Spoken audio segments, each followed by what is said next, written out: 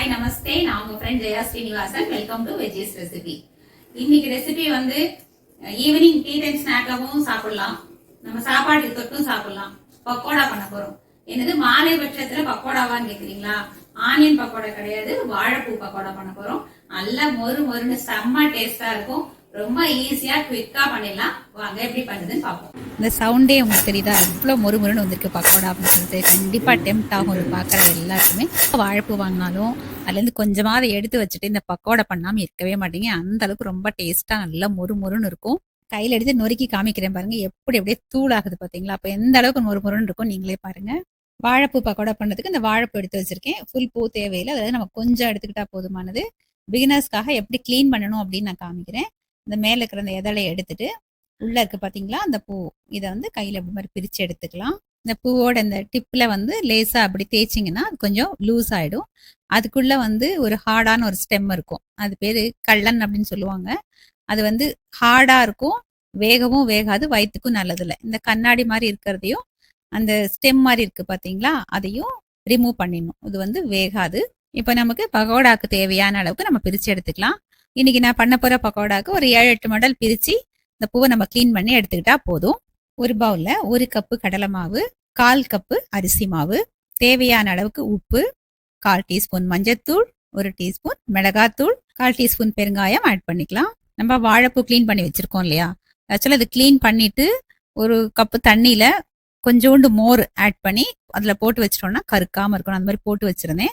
இப்போ தண்ணியை நல்லா வடிகட்டிட்டு அது ஃபுல்லா எல்லாத்தையும் இந்த மாவோட ஆட் பண்ணிக்கணும். கொஞ்சம் கருவேப்பிலை, நல்லா சூடா இருக்கிற எண்ணெய் ஒரு 2 டேபிள் ஸ்பூன் அளவுக்கு ஆட் பண்ணிக்கணும். நல்லா எல்லாத்தையும் நம்ம மிக்ஸ் பண்ணிக்கணும். ஏன்னா உப்பு, மிளகாத்தூள், மஞ்சத்தூள் எல்லாமே நம்ம ஆட் பண்ணியிருக்கோம். நல்லா வாழைப்பூ அப்படி நல்லா அழுத்தி பிசையும் போது அதுல நம்ம கொஞ்சம் மாய்ஸ்சர் கிடைக்கும். அது வந்து மாவு பிசையறதுக்கு நல்லா ஹெல்ப்ஃபுல்லா இருக்கு. இப்போ பாருங்க எப்படி இருக்கு மாவு அப்படின்னு சொல்லிட்டு. நம்ம ரொம்ப ட்ரையா இல்லை பாருங்க, கொஞ்சம் வெட்டா இருக்கு. நல்லா இந்த அளவு பிசைஞ்சதுக்கு அப்புறம் ஒரு கையளவு தண்ணி எடுத்துக்கிட்டு மாவுல தெளிச்சு விட்டுட்டு திரும்பவும் நம்ம பிசைஞ்சிக்கலாம். ஆனா மாவு நல்லா கெட்டியா தான் பிசையணும். எந்த அளவுக்கு தண்ணி கம்மியா இருந்தா அந்த அளவுக்கு நல்லா மொறுமொறுன்னு வரும். இதுக்கு போதும், இந்த ஒரு கை அளவு தண்ணி தெளிச்சோம் இல்லையா, அதுவே போதும். பக்கோடாவுக்கு மாவு பர்ஃபெக்டா பிசைஞ்சாச்சு. நான் கடாயில ஆல்ரெடி எண்ணெய் வச்சிருந்தேன், எண்ணெயும் நல்லா சூடாயிடுச்சு. இப்போ நம்ம பக்கோடா போட்டுடலாம். அப்படியே கையில மொத்தமா மாவு எடுத்துக்கிட்டு அப்படியே உதுத்து விட வேண்டியதான். இது வந்து ஒரு ஷேப் இல்லாம அப்படியே உதுத்து விட்டீங்கன்னா தான் நல்லா மொறுமொறுன்னு சூப்பரா வரும்.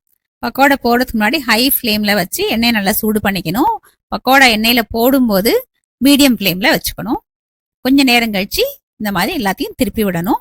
நல்ல கோல்டன் கலர் வர்ற வரைக்கும் பொரிச்சு எடுத்துக்கணும். பக்கோடா நல்லா பர்ஃபெக்டா பொரிச்சிட்டோம், நல்ல கலரும் வந்திருக்கு. இதை எல்லாத்தையும் எடுத்து நல்லா எண்ணெயை வடிகட்டிட்டு ஒரு பிளேட்டுக்கு மாத்திக்கலாம். மிச்சம் இருக்கிற மாவையும் இதே மாதிரி நம்ம பக்கோடா பண்ணிடலாம். ஒவ்வொரு செட்டு போடும்போதும் ஃபர்ஸ்ட் எண்ணெயை நல்லா சூடு பண்ணிக்கணும், ஃப்ளேமை மீடியம்ல வச்சுக்கணும். அதுக்கப்புறம் தான் பக்கோடா போடணும். அப்பதான் எண்ணெய் குடிக்காம நல்லா பர்ஃபெக்டா மொறுமொறுன்னு வரும். பாருங்க நல்லா வந்துடுச்சு மொறுமொறுன்னு. இதே மாதிரி எல்லா மாவையும் பொரிச்சு எடுத்து சர்விங் பிளேட்டுக்கு மாத்திக்கலாம். மொறுமொறுன்னு டேஸ்டியான வாழைப்பூ பக்கோடா சர்விங்க்கு ரெடி. உடனே வாழைப்பூ வாங்கி பக்கோடா பண்ணுறதுன்னு முடிவு பண்ணிட்டீங்களா? எப்படி வந்து எனக்கு கமெண்ட்ல சொல்லுங்க. சேனல் சப்ஸ்கிரைப் பண்ணிக்கோங்க, எனக்கு மோட்டிவேஷனா இருக்கும். லைக் பண்ணுங்க, ஃப்ரெண்ட்ஸ் அண்ட் ஃபேமிலியோட ஷேர் பண்ணுங்க, பெல் ஐகானை கிளிக் பண்ணுங்க. புது ரெசிபியோட நாளைக்கு நம்ம மீட் பண்ணலாம். தேங்க்ஸ் ஃபார் வாட்சிங்.